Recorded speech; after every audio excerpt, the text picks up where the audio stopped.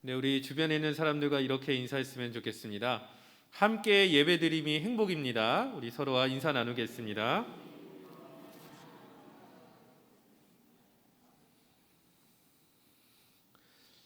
영향력이라는 말이 있습니다.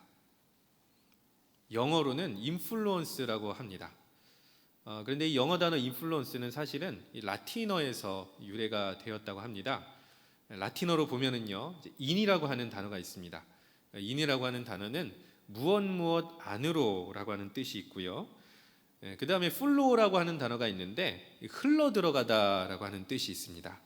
해석을 해보면 이런 거죠. 내 안으로 흘러 들어와서 나의 생각이나 마음을 바꾸거나 아니면 중요한 결정이나 선택을 하게 만드는 무형의 힘을 일컬어서 무엇이라고 하냐면 영향력이라고 한다는 것입니다. 그래서 리더십 전문가인 크리스 와이드너라고 하는 사람은 영향력을 다음과 같이 정의했다고 합니다. 읽어드리면 이렇습니다. 영향력이란 다른 사람의 생각, 그리고 믿음, 그리고 행동을 바꿀 수 있는 능력이다라는 겁니다. 그러니까 내가 영향력이 있는 사람이다라고 하는 것은 어떤 뜻이 있냐면 나를 통해서 다른 사람의 생각과 마음과 믿음을 바꿀 능력이 있다. 이것과 동일한 뜻이 되겠습니다. 여러분들도 이 단어를 익히 읽어보시거나 들어보셨을 것 같은데요. 특별히 영향력이라는 게 최근에 굉장히 중요한 화두가 되었습니다. 얼마나 중요한 화두가 되었냐면 영어 단어 인플루언스라고 하는 단어를 따서 인플루언서라고 하는 직업이 생겼습니다. 어떤 직업인가 궁금하시죠? SNS나 인터넷 방송이나 유튜브에서 인지도를 쌓은 다음에 광고를 받거나 협찬을 받거나 공동구매를 진행하면서 그 영향력을 통해서 수익을 얻는 사람, 인플루언서라고 하는 거죠. 그래서 이 인플루언서에 해당되는 사람은 사실 연예인일 수도 있고요, 연예인이 아니라 그냥 일반인이 인지도를 쌓아서 하는 경우도 있습니다. 그럼 영향력이 있으면 돈을 많이 벌겠네요. 네, 그렇죠. 그런데 이 돈을, 수익을 얻을 뿐만이 아니라 최근에는 영향력을 갖고 공익사업에 참여하는 분들도 많이 있다고 합니다. 2014년이었습니다. 루게릭병이라고 하는 병이 이제 좀 많이 사람들한테 알려지면서 이 병을 고칠 수 있도록 이제 모금을 하는 캠페인이 있었습니다. 근데 캠페인이 어떻게 진행이 됐냐면요, 잠깐 동안 캠페인에 참여하는 사람이 루게릭병의 그 마비되는 고통을 알 수 있도록 큰 박스에다가 물이나 차가운 물이나 얼음물을 담아서 이렇게 뒤집는 겁니다. 들어보셨습니까? 아이스 버킷 챌린지라고 있었습니다. 굉장히 SNS에서 많이 유명해졌었는데요. 이게 사실은 성공적인 캠페인의 하나로 꼽혔다고 합니다.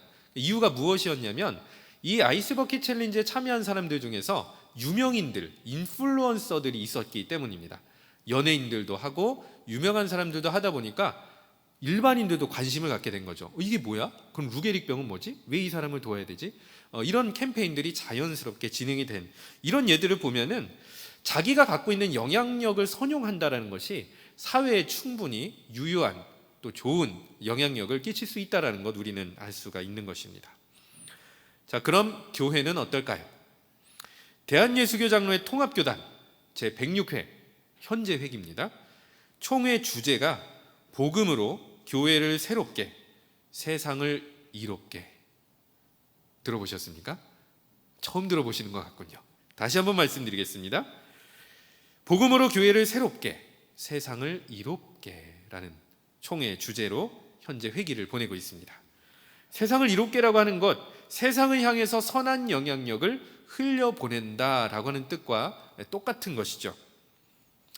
교회가 세상에 선한 영향력을 흘려보낸다면 결국 세상은 하나님의 뜻대로 변화될 수밖에 없는 것이죠. 특별히 바라기는 영등포 교회가 이런 세상 속에서 선한 영향력을 흘려보내는 거룩한 교회가 되기를 소망합니다. 그런데 이런 이야기, 영향력에 대해서 이야기를 나누다 보면 가끔 가다가 이런 질문을 하시는 분들이 있습니다. 목사님, 저는 너무 평범합니다. 저는 주일 예배만 드리는 것으로 만족합니다. 나한테 무슨 영향력이 있겠습니까? 라는 것입니다. 믿음 좋은 장로님이나 권사님 같은 분이 선한 영향력을 세상에 흘려보내는 것이지 저같이 평범한 그리스도인은 해당 사항이 없는 것 같습니다 라고 말하시는 분들도 종종 있습니다. 제가 그래서 한 가지 이야기를 들려드리겠습니다. 옛날 이야기인데요, 주인공은 플라비우스 유스티누스라고 하는 2세기 신학자 이야기입니다. 모태신앙이 아니었습니다. 그리고 부모님은 이교도였고요. 꽤나 부자였습니다. 근데 이제 고대 사람들은 돈이 많으면은 두 가지 길 중에서 하나를 선택합니다. 공부를 열심히 하거나 예술을 하거나. 그러니까 시간과 돈이 남아도니까 그런 거죠. 근데 유스티누스는 머리가 비상했기 때문에 예술보다는 철학에 관심을 두었다라고 하고, 인생과 우주 만물의 원리를 깨우치기 위해서는 플라톤과 아리스토텔레스 같은 그리스 철학을 마스터하면 인생의 목적도 깨달을 수 있고 나는 행복하게 살 수 있을 거다라는 확신을 가지고 있었다라고 합니다. 근데 이상하게도 나이가 들수록 10대를 그렇게 보내고 20대를 그렇게 보내도 철학을 공부하면 공부할수록 영혼에서는, 내면에서는 자꾸 목마름이 커져갔다고 합니다. 그렇게 이제 앞자리가 3으로 바뀌어서 30대가 되었습니다. 당시 에베소에 거주하고 있었다라고 하는데요, 해변길을 산책하고 있었습니다. 철학과 신에 대해서 그날도 역시 똑같이 묵상을 하면서 걸어가고 있는데 저 먼 발치에 백발의 노인이 보이는 거였습니다. 다가가 보니까 노인이 하염없이 바다를 기다리고 있어서 물어보니까 자기 아들이 어부를 배를 타고 고기를 잡으러 갔다가 들어올 때가 되어서 기다리고 있더라라는 얘기를 했습니다. 근데 멀리서 봤을 때는 못 느꼈지만 가까이서 보니까 이 풍모가 예사롭지 않고 소위 얘기하는 아우라 같은 게 느껴졌던 겁니다. 이 사람이랑 대화하면은 뭔가 배울 게 있을 것 같다라고 해서 대화를 시작하게 되었습니다. 그렇게 대화를 나누다 보니까 노인이 예수 그리스도를 믿고 있다는 사실을 알게 되었습니다. 근데 그때까지만 해도 유스티누스는 기독교를 사실 별 볼 일 없는 종교, 그리스 철학보다도 하등한 그냥 지나가는 종교처럼 느꼈던 것입니다. 그러다가 이야기를 나누면서 본인은 알지 못했던 색다른 사실을 알게 되었습니다. 노인의 말은 이러했습니다. 당신이 그렇게 좋아하고 사랑하고 배우고자 하였던 그리스 철학자들보다 훨씬 더 오래전에 이스라엘은 예언자라는 사람이 있었습니다. 이 사람들은 이스라엘의 현인이고 지혜자였는데 마치 철학자와 같았는데, 이 사람들은 그들의 지식과 지혜를 전파했던 것이 아니라 그들은 결국 이 세상의 최고의 지혜로 이 세상을 구원할 메시아라는 사람을 소개하고 그 사람이 올 것이라고 예언했던 예언자들이었습니다 라는 이야기를 들었던 거죠.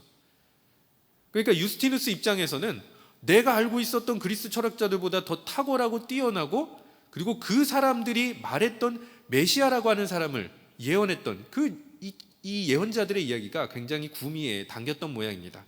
한참을 이야기를 했습니다. 그러면서 결국 이 노인이 한 말이 건넸던 말이 이것이었습니다. 당신한테 얘기해줬던 그 메시아 사실은 100년 전에 이 땅에 왔었습니다 라고 얘기를 했던 거죠. 그렇게 복음을 듣게 되었고, 그 자리에서 유스티누스가 자신이 찾아 헤맸던 진정한 진리를 발견했다고 기뻐하며 회심을 결정했다고 합니다. 후에 그는 이 사건을 회고하면서 다음과 같은 기록을 남겼다고 하는데요, 제가 여러분들에게 잠깐 읽어드리면 이렇습니다. 내 영혼은 즉시 불길에 휩싸였고 예언자들과 그리스도의 친구들에 대하여 관심을 갖게 되었다. 그의 말들을 깊이 생각하는 동안 나는 기독교 신앙이 철학에 있어서 유일한 확실성과 유용성이 있다는 것을 발견했다. 내가 바라는 바는 모든 사람들이 나와 같은 체험을 갖고 구세주의 말씀들을 결코 저버리지 않게 되는 것이다. 어마어마한 결단을 했던 것이죠. 이 말처럼 유스티누스는 남은 생애를 완전히 바쳐서 이단으로부터 기독교를 변증하고 철학에 심취한 이교도들을 그리스도께로 인도하는 일에 목숨을 걸었다라고 합니다. 그러나 마지막은 조금 안타까울 수도 있는데요, 결국 당대 황제에게 그리스도 박해가 시작이 되면서 그리스도인이 체포가 되었을 때 유스티누스도 160년대 중반에 체포가 된 것입니다. 고문을 받으며 죽음을 앞두고 있을 때 역시 이런 말을 남겼다고 합니다. 우리 주 예수 그리스도를 위해 고문을 당하는 것보다 더 귀중한 일은 없습니다.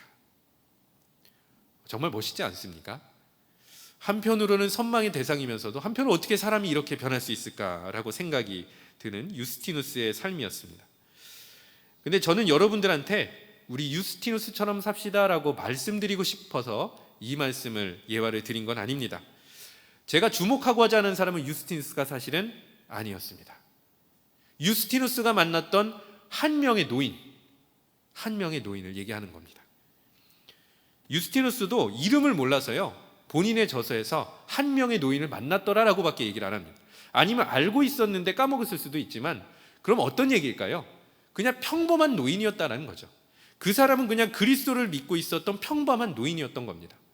그런데 그 사람을 만났던 유스티누스의 삶은 완벽하게, 완전하게, 엄청나게 변화되었던 것이죠.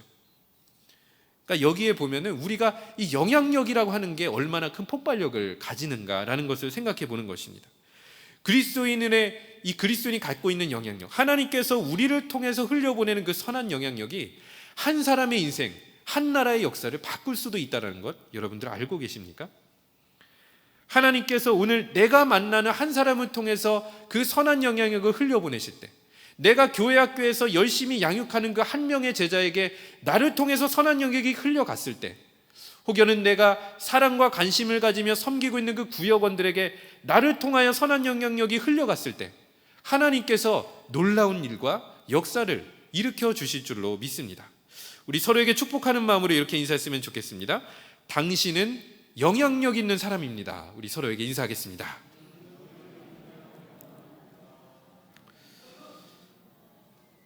자, 말씀드린 것처럼 우리는 유스티누스와 같은 사람이 될 수는 없어도 한 명의 노인처럼 될 수는 있을 것 같습니다. 그러면 우리가 어떻게 하나님께서 흘려보내시는 선한 영향력을 우리가 온전히 흘려보낼 수 있을지 오늘 본문의 말씀을 통해서 배워봤으면 좋겠습니다. 첫 번째로 우리가 생각해 봐야 될 것은요, 우리 자신이 어떠한 존재인지, 어떤 가치를 갖고 있는지, 이 존재 가치에 대한 하나님 앞에 하나님께서 주신 존재 가치에 대한 확신을 갖고 살아야 될 것입니다. 우리 10절 상반절의 말씀 한 목소리로 읽어보겠습니다. 우리는 그가 만드신 바라. 네, 여기까지 우리가 한번 읽어보겠습니다. 우리는 그가 만드신 바라.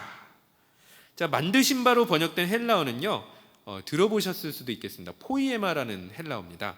이 포이에마는 두 가지 뜻이 있는데요, 첫 번째는 생산품이나 작품이라는 뜻이 있고요, 두 번째는 피조물이라는 뜻이 있습니다. 근데 세 번역이나 공동 번역은 첫 번째 의미를 따서 우리는 하나님의 작품입니다 이렇게 번역을 했습니다. 근데 영어 성경은요 사실 더 실감나게 번역을 했는데요, NIV 버전은 핸디워크, 그리고 NLT 버전은 마스터피스입니다. 먼저 핸디워크는요 예술적 솜씨를 발휘한 일이나 작품, 그리고 마스터피스는 걸작품이라는 뜻입니다. 그러니까 그냥 작품이 아닙니다. 정말 후세에도 남겨줄 만한, 가보로 삼을 만한 어떤 아주 유명하고 탁월한 작품을 얘기하는 거죠. 그게 누구냐면 우리다라는 겁니다. 우리 각자가 하나님의 걸작품이라는 거죠. 그러니까 우리는 그가 만드신 바라를 재번역해보면 이런 뜻이 있는 겁니다. 우리는 하나님의 솜씨로 만들어진 걸작품입니다. 여러분들 믿으십니까? 그럼 이 믿음을 갖고 우리 옆 사람들에게 이렇게 고백합시다. 당신은 하나님의 솜씨로 만들어진 걸작품입니다. 우리 서로에게 인사 나누겠습니다.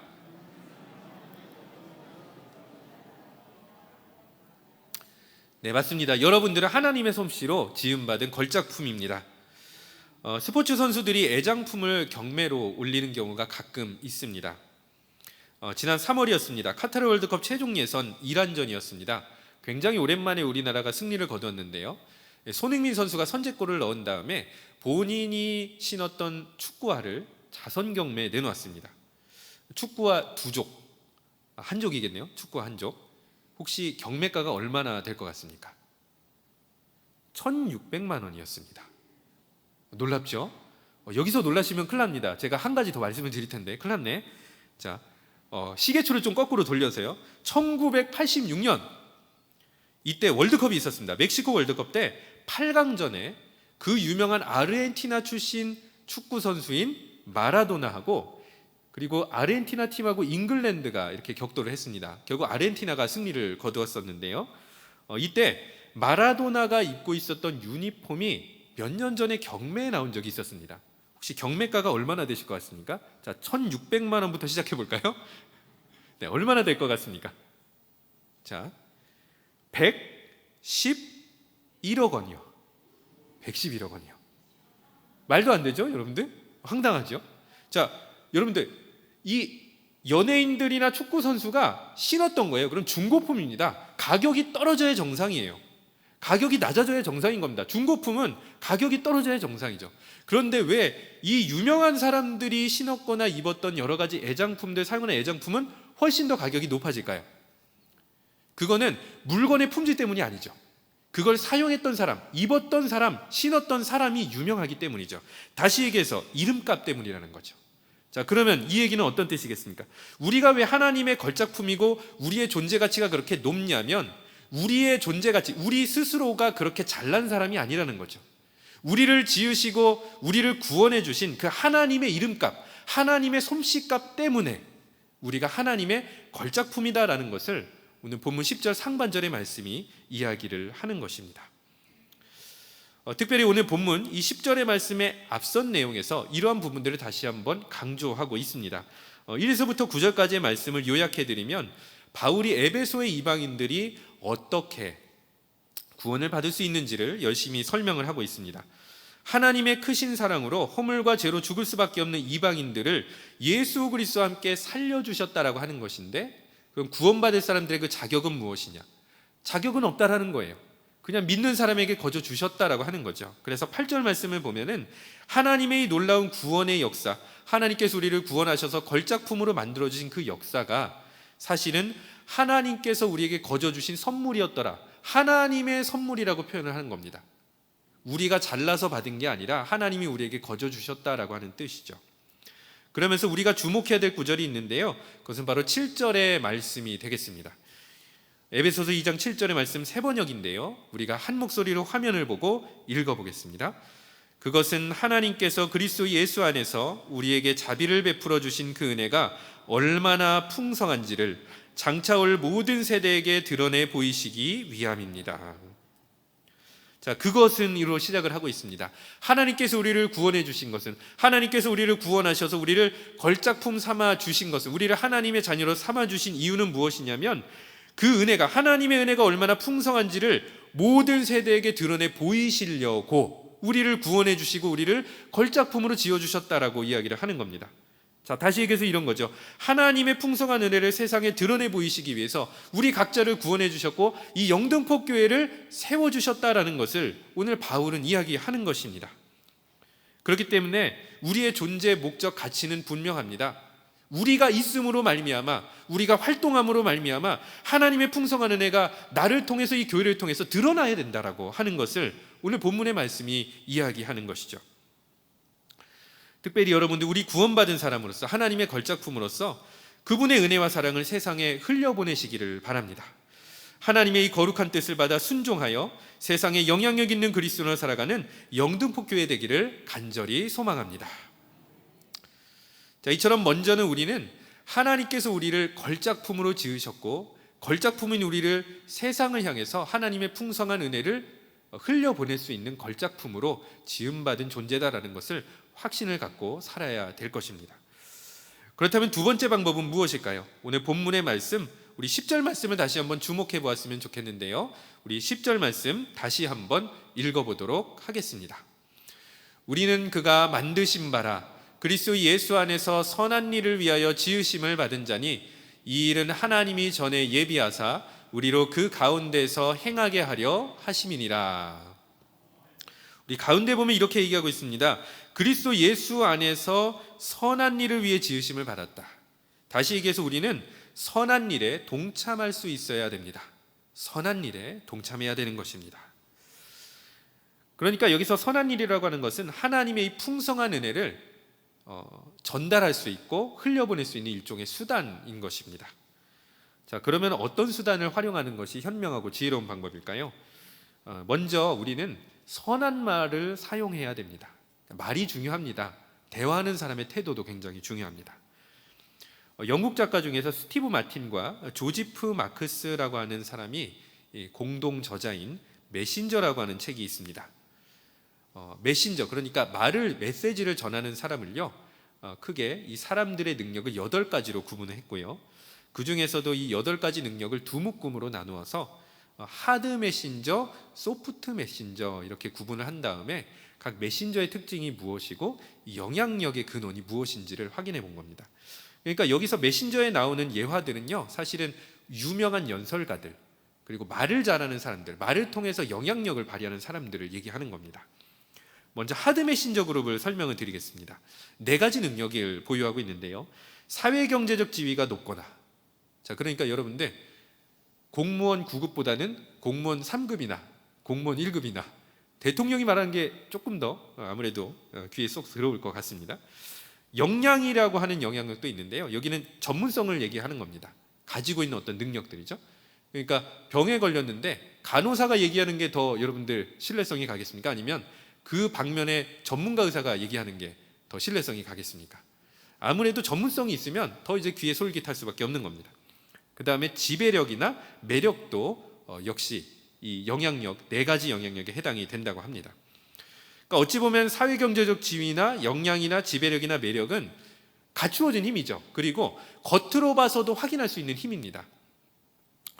예를 들어 들면 이런 것이죠. 스포츠카를 타고 다니는 사람한테 나 이렇게 부자 됐어라고 얘기를 듣는 것과 소형차를, 경차를 몰고 다니는 사람한테 나 이렇게 부자 됐어요라고 얘기를 한다면 여러분들은 두 사람 중에서 아무래도 스포츠카를 타고 다니는 사람의 이야기가 더 솔깃하겠죠. 보여지는 힘을 통해서 사람들에게 메시지를 전하며 영향력을 발휘하는 사람이 하드 메신저라고 하는 겁니다. 그러니까 우리가 이 얘기를 들으면요, 좀 위축이 될 수도 있습니다. 목사님, 저는 지위도 없고요, 역량도 부족한 것 같고 매력도 별로 없는 것 같습니다. 제 얘기를 누가 들어줄까요? 걱정하지 마십시오. 저자는요, 하드 메신저 다음에 소프트 메신저에 대해서도 얘기를 하고 있습니다. 여기에 해당하는 능력은요 4가지인데요. 온화함이 있고, 취약성이 있고, 신뢰성이 있고, 카리스마가 있습니다. 좀 그냥 딱 들어서는 좀 마음에 이렇게 다가오진 않는데, 사실 이 4가지 능력이 뭐와 관련이 있냐면요, 대화하는 사람의 태도가 어떠한지를 갖춘 바로 그러한 능력이라고 볼 수 있겠습니다. 예를 들면 취약성이라고 하는 능력은 어떤 거냐면, 내가 부족하거나 연약한 모습이 있어도 자기 노출을 하는 겁니다. 내가 사실은 예전에 이런 어려움이 있었는데요, 이렇게 극복해 나가려고 많이 노력하고 내가 기도하고 있습니다 라는 것입니다. 그러니까 듣는 사람 입장에서는 공감이 되는 것이죠. 그렇게 자기의 연약함을 노출하고 얘기를 해주었을 때 말에 뭔가 신뢰성이 부여되고, 이 사람 말대로 나도 힘과 용기를 얻어야겠다라고 생각을 하게 되는 겁니다. 또 한 가지는 일관성도 이 4가지 능력 안에 들어간다고 합니다. 그러니까 앞에서 얘기한 것과 뒤에서 얘기하는 게 다른 게 아니고요, 항상 동일하게 일관성 있게 어떤 한 가지 주제에 대해서 의견을 뒤집어 버리는 것이 아니라 똑같은 관점에서 얘기해 주는 사람, 이런 사람이 사실은 그 이야기를 신뢰성 있게 받아들일 수 있는 것이죠. 결과적으로 보았을 때 이 소프트 메신저의 장점은 무엇이냐면, 진지하고 솔직하게 소통하려고 하는 태도를 가지면 듣는 사람들 입장에선 그 메시지를 유효하게 받아들인다라고 책에서는 이야기하고 있습니다. 그러니까 소프트 메신저, 우리는 충분히 도전해 볼 수가 있는 것이죠. 사람들과 대화할 때 가급하면 온화한 태도로 따뜻하고 격려하는 말로 세워주는 것들, 희망을 넣어주는 말들, 위로해주는 말들, 그리고 듣더라도 그냥 흘려듣는 것이 아니라 몸을 이렇게 앞쪽으로 당기면서 내가 당신의 말을 진지하게 듣고 있습니다 이렇게 표현해주면서 정말로 이 대화를 해주는 이런 모습들을 우리가 다 상상을 해볼 수가 있는 거죠. 결국 말이라고 하는 것, 말하는 자의 태도라고 하는 것, 그리고 듣는 자의 태도라고 하는 것이 그리스도의 은혜와 사랑을 흘려보낼 수 있는 하나의 통로가 될 수 있다는 것을 이 책을 통해서 우리는 배워볼 수가 있는 것입니다. 그런데 말만 하면은 사실 소용이 없겠죠. 그렇게 말만 하고 뒤따르는 실천이 없다면 또 사람들은 실망할 수 있을 것 같습니다. 작은 실천을 통해서 선한 일에 참여까지 한다면 보다 더 선한 영향력은 배가 될 것입니다. 우리 마지막으로 갈라디아서 6장 10절의 말씀인데요, 우리 한 목소리로 읽어보겠습니다. 그러므로 기회 있을 때마다 모든 사람에게 선을 행합시다. 세 번역의 말씀, 세 번역으로 읽어드린 것이겠고요. 기회가 있을 때마다, 기회 있을 때 그냥 가려서 하는 것이 아니라 내게 무언가 기회가 다가온다고 직감하고 있을 때마다 선한 일을 모든 사람에게, 가리지 않고 모든 사람에게 할 수 있는 대로 선행할 것을 권면하고 있는 사도 바울의 말씀입니다. 한 가지 이야기를 들려드리겠습니다. 2020년 2월 갓피플이라고 하는 홈페이지에 인터뷰가 하나 수록이 되었습니다.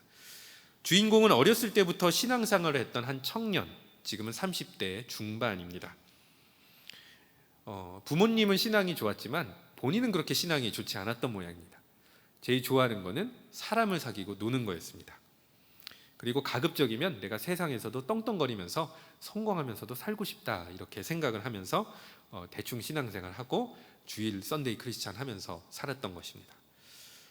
그런데 이렇게 살면은 뭔가 부모님도 걱정되고 하나님도 뭐 얘 잘 되게 해주실까 싶지만 결과는 또 그렇지 않았던 겁니다. 학점이 그렇게 높지도 않았는데 우연치 않게 외국계 디자인 의류 회사에 들어가게 되었고요. 심지어 몇 달 지나지도 않아서 정직원으로 채용하겠습니다 얘기까지 듣게 된 겁니다. 그러니까 이런 생각을 갖게 된 거예요. 하나님이 정말 나는 버리지 않으시는구나, 하나님께서 나와 정말 함께 하시는구나, 아멘 하면서 정직원 채용 일주일 전에 주변에 있는 지인과 친구들과 파티를 벌였습니다. 파티하면 빠지지 않는 게 뭘까요? 뭘까요? 마시는 거요. 마시는 거. 제가 뭐라고 특정은 아닙니다. 마시는 게 빠지지 않죠. 마시고 나면 조금 이렇게 할 수가 있죠. 그렇게 해서 필름이 끊겼고요. 눈을 떴습니다. 병원이었습니다. 증상은 뭐였냐면요, 경추골절. 2층에서 그대로 떨어져 가지고요, 경추가 골절이 됐고 전신마비 판정을 받은 채 정말로 며칠이 지나서 의식을 차려서 깨어난 겁니다. 그러니까 엄청난 충격이 왔던 것입니다. 교회가 엄청나게 많은 중보기도 했고요, 부모님께서 헌신적으로 돌봐주셨습니다. 아마도 그 덕분이었던 것 같습니다. 젊은 나이에 굉장히 실망할 수도 있겠지만 주변 사람들의 큰 도움을 통해서, 하나님의 은혜를 통해서 기운을 내고 내가 이 병마를 이겨보겠다 결심을 하게 된 겁니다. 그리고 다행인 것은 전보다 더 하나님을 가까이 하면서, 또 이제 특별히 병원에 기도실이 따로 있었는데 날마다 기도실에 사람의 도움을 받아서 부축을 받고 휠체어를 타고 가가지고 기도를 하기 시작했는데, 기도 제목 딱 한 가지: 하나님, 내가 휠체어를 딛고 일어나게 하옵소서. 그렇게 기도를 하다가 어느 날 희한하게 하나님께서 기도 중에 기도의 내용을 바꿔주신 경험이 있었다라고 합니다. 무엇이냐면, 같은 병실에 보통 중증 환자들, 전신마비니까 아무래도 중증 환자들이 많았던 것이죠. 근데 자기보다도 훨씬 더 몸을 움직이기가 불가능하고 훨씬 더 많이 다친, 더 힘든 상황에 있었던 중증 환자 한 명을 마음속에 떠올리게 하시고 그 사람을 위해서 중보기도 하게 하셨다라는 고백을 인터뷰에서 하였습니다. 그래서 이때부터 마음에 소망이 생겼는데, 나는 다른 사람에게 희망이 되어주면 좋겠다 이렇게 생각을 했던 겁니다. 그러나 희한한 것은 여전히 중요한 기도 제목은 바뀌지 않았습니다. 하나님, 나를 일으켜 세워 주옵소서, 이렇게 생각했던 거죠. 내가 일어나는 모습을 봐야지 이 병동에 있는 사람들, 주변에 있는 많은 장애인들이 희망을 가지지 않을까. 그렇기 위해서는 하나님의 역사가 필요하기 때문에, 하나님께서 나를 고쳐주셔야 되기 때문에 이러한 역사가 있어야 되겠다는 믿음으로 열심히 기도했던 것입니다. 그렇게 다시 한번 계속해서 꾸준히 기도하였고, 다행히도 병원에서 퇴원하였고 재활치료를 받으면서 여전히 그 한 가지 기도 제목으로 열심히 기도했다가 다시 한번 하나님께서 기도 중에 마음을 그리고 생각을 바꿔주신 적이 있었다고 합니다. 하나님께서 이런 마음을 주셨다라고 하는 거예요. 장애인이어도 일상을 평범하게 살아가려고 노력하는 그 모습만 있어도 사람들은 너를 통해서 희망을 품을 수 있을 것이다. 그러니까 욕심 부리지 말고 너의 지금 그 도전하는 모습, 살아가는 모습, 일상의 모습을 사람들한테 보여주거라 라고 했던 것이죠. 그때부터는 진짜로 기도의 방향이 바뀌었던 것입니다. 하나님, 그렇다면 내가 어떻게 이러한 희망, 하나님이 말씀하신 방법대로 희망을 전할 수 있겠습니까? 기도를 하다가 아이디어를 얻었는데 바로 유튜버가 되는 거였습니다. 아시는 분이 있을지도 모르겠습니다. 위라클이라고 하는 유튜브가 있습니다. 거기 그 주인공, 그 30살 중반의 그 청년은 거기에서 본인이 장애인으로서 얼마나 많은 편견을 겪고 있는지, 그럼에도 불구하고 장애인으로서 평범하게 살 수 있는 그 용기를 심어주면서 많은 신앙인뿐만 아니라 일반 사람들에게도 많은 도전과 자극을 주고 있습니다. 이 기적 같은 일의 시작은 무엇이었냐면, 나보다도 어려운 형편에 있었던 환자 한 명을 위해서 기도하는 것에서부터 결국 하나님의 역사가 쌓이고 쌓여서 그 인생의 방향이 바뀌었던 것이죠. 한 사람을 위해서 내가 기도를 흘려보내고 사랑을 흘려보내고 섬김을 흘려보내려고 했을 때 하나님께서는 나를 통해서 진정한 선한 영향력을 흘려보내는 역사를 시작하실 수 있었던 것입니다. 우리가 받은 하나님의 사랑과 은혜를 다른 사람에게 흘려보내려고 결심만 한다면 하나님은 말 그대로 그 선한 영향력으로 이 세상을 바꾸어 주시는 분이다라는 것을 우리는 이 청년의 이야기를 통해서도 알 수가 있는 것이죠. 말씀의 결론입니다. 지난 예배대행진을 통해서 뜻하지 않게 지역 주민들이 교회 방문을 하셨습니다. 교회 공간을 내어주었고 또 자녀들과 즐거운 시간을 갖도록 봉사를 하였습니다. 그러면서 어떤 조부모님을 만나게 되었습니다. 다른 교회 다니신 분이었는데 굉장히 마음에 들었던지 물어보시기를 혹시 이거 교회에서 매주 합니까? 라고 물어보셨습니다. 네, 매주 할 수 없는데 네, 그래서 이런 이유 때문에 3주 동안 진행합니다 라고 말씀을 드렸는데 도리어 제가 칭찬을 받았습니다. 교회가 이런 거 해야 된다고 하면서 격려해 주시고 칭찬을 해 주셨습니다. 저희가 한 것은요 그저 공간을 내어주는 것뿐이었고 그저 지역 주민들이 이 교회라는 공간 안에서 자녀들과 함께 시간을 갖도록 옆에서 그냥 조금 섬겨주고 조금 세워주고 또 시간을 내어드리고 또 그리고 공간을 내어드린 것뿐이었습니다. 그리고 봉사자들이 봉사한 것뿐이었습니다. 그러나 돌아온 것은 일이 너무도 가치 있고 너무도 필요한 일이었다라는 고백이었습니다. 사랑하는 여러분, 걸작품이라고 하는 것은요 시간이 지나도 많은 사람에게 영감을 주는 것처럼요 하나님의 걸작품인 우리가 그리고 이 영등포교회가 세상의 전시가 되었을 때 우리가 선한 말과 선한 행동을 통해서 얼마든지 하나님의 은혜와 사랑을 흘려보내며 칭찬을 받게 되는 것 우리는 꿈꿀 수가 있는 것입니다. 교회를 다니는 그리스도인에서 나아가서 내가 살아가는 곳곳에서 선한 영향력을 끼치며 살아갈 수 있고 또 그 일에 기꺼이 도전할 수 있는 우리 사랑하는 영등포교회 성도님들 되시기를 간절히 축복합니다. 기도하겠습니다. 거룩하시고 자비로우신 하나님 아버지, 하나님의 걸작품으로 지음받은 우리가 하나님의 풍성한 은혜를 흘려보내는 아름다운 삶이 될 수 있도록, 아름다운 교회가 될 수 있도록 우리의 마음과 생각과 삶을 주장하여 주옵소서. 사랑하는 영등포교회가 선한 영향력의 강물이 되게 하여 주시옵소서.